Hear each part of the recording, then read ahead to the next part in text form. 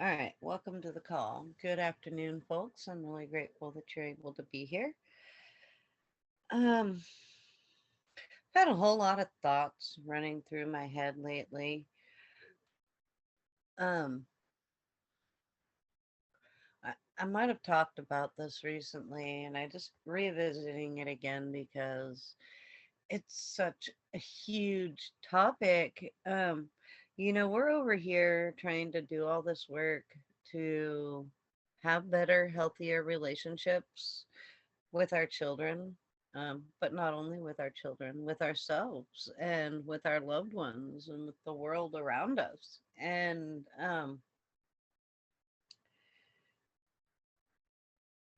it can be a really large struggle to have the meaningful relationships that we're seeking and looking for, particularly with adults.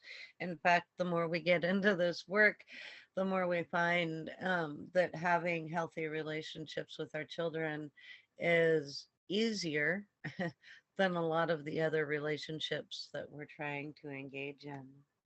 One of the biggest reasons why I feel like is because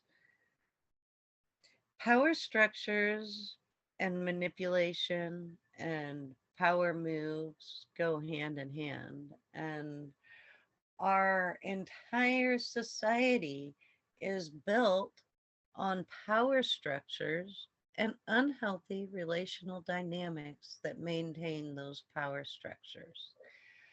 And we as parents, when we engage in mainstream parenting and the because I said so mindset. And when we as parents use our power with less integrity and with more authority,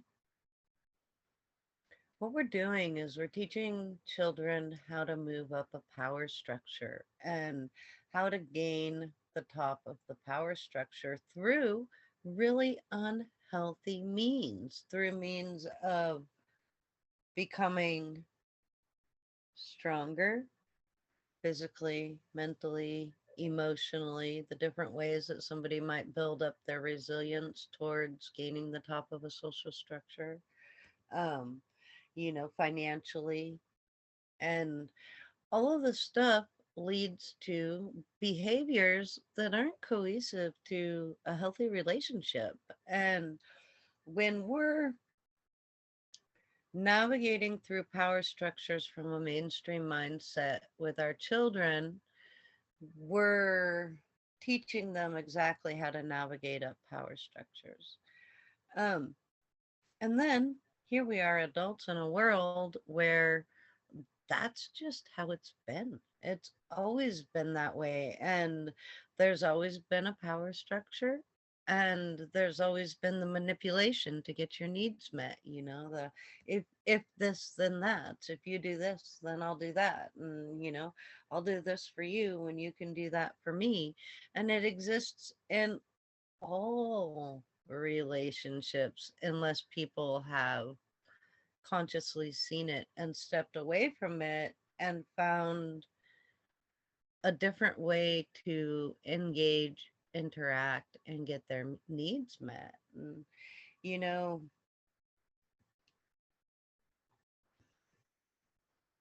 because the relational tactics where we engage with people with an intention of getting them to do something, whether that's bringing them just, bringing them over to our way of thinking or getting them to perform some kind of an action that we would like for them to do, or all of the different reasons why when we're engaging people from a power structure.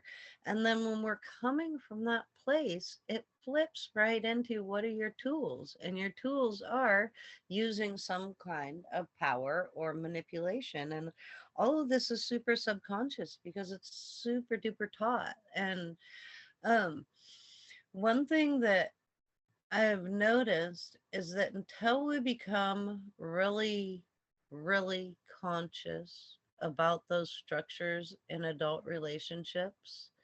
You know, I remember some years ago when my relationship with my kid's dad was ending, and I remember being really upset, going, "Why, like, do I keep finding myself in these kinds of situations? What is it that I'm supposed to learn? Because they tell me that that's what you're supposed to do, right?" And I realize now that it wasn't as much about what I was supposed to learn. Um, or like, some major life lesson that was going to jump out at me. Um, it was more about becoming aware of those relational dynamics so that I can use those as a compass, so that I can engage in a healthier level of relationship myself, or, pull back from relationships where a possibility of, mutual reciprocation and respect and communication and all that isn't like present in a relationship. And it gives me a lot more tools to see that. Um, on the other side of that, though, too, is like we have to be really careful when engaging in all of this, that we've unpacked our bag around the ways that we might be acting and behaving too, because um,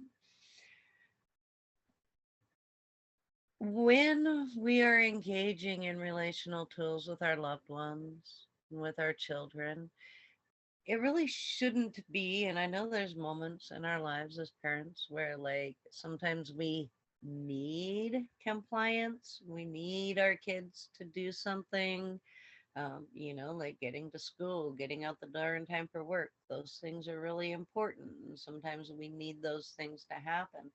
But when we're coming from that place and engaging in gentle parenting tactics or ideas, and see, that's the thing, as soon as we call it a tactic, then, we really have to look a little bit deeper to make sure that we're not engaging in a manipulation tactic.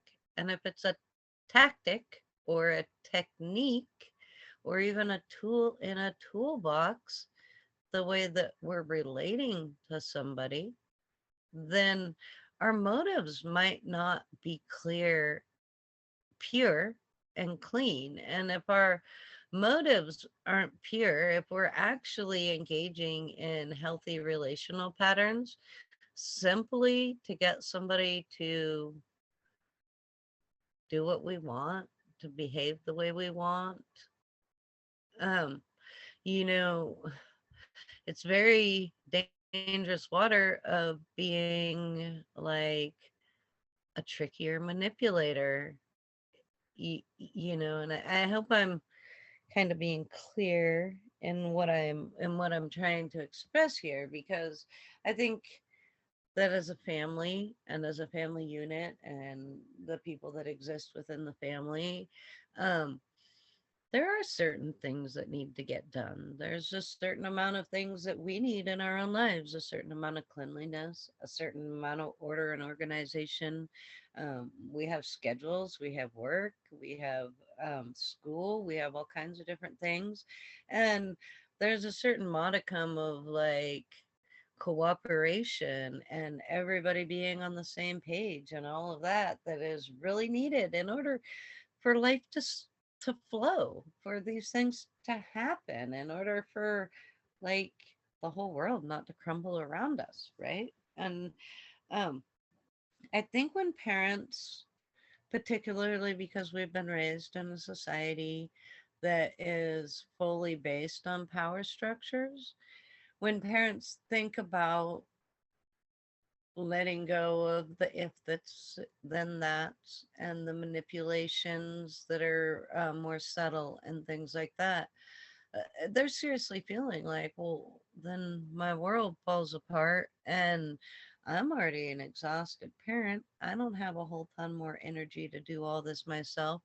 And what are we going to do when it gets time to, you know, get out the door, or to get the things done that need to be done, that are important? They're integral to our life functioning the way it does in the society that we live in. And that's pretty important. Um, the thing is that the other side of control for, you know, they really would like us to believe that the other side of control is complete and total anarchy. It is the world absolutely crumbling and coming to an end. It's, riots and every person for themselves if we don't have complete and total control. Um, but that's not true. And if you explore a little bit more about humans, you find that humans respond a lot better to getting on the same page and being on the same agenda and even, functioning within certain sets of rules and things like that when they feel heard, seen, understood, like their needs were considered in the set of rules and in the set of things that we need to do and all of that stuff. And people are much more eager and willing to cooperate and work together in societies where they're not being pushed down on a power structure. And when we're able to heal our relationships with our children to a point where that intrinsic motivation just to be part of the community, to work together, um, o- to just to feel that motivation to be by your side, whether you're doing the dishes or painting a picture, all of that, so much of that just comes from the relationship. And our relationships struggle to build when we can't fully trust somebody. And when somebody is using their power against us in ways that make us feel hurt or small or manipulated or gaslit, then we're going to have a hard time with trust in that relationship. And so many times, the way that parents interact with their power in that parent child relationship um, comes from a place of not having resolved looking at these issues and the dynamics that they created. And it's a really deep topic because the more we dig into relational dynamics, the more we see that even the very like core of our relational dynamics and everything, they're built on really old, outdated structures, and tearing them down to create new ones so that we can have a society that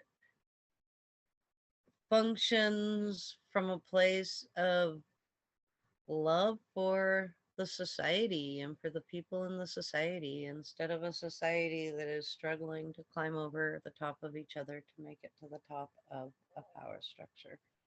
So hopefully all of that wasn't too jumbled.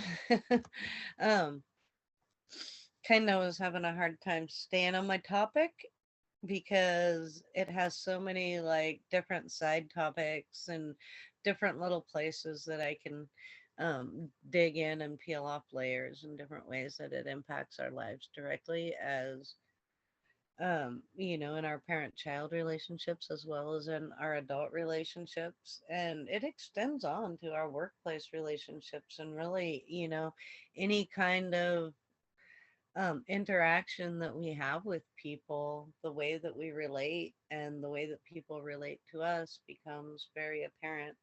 So much of it is from harmful dynamics that we can let go of and find healthier ways to interact together as a family. So I will leave it at that. I'm going to go ahead and shut off the recording.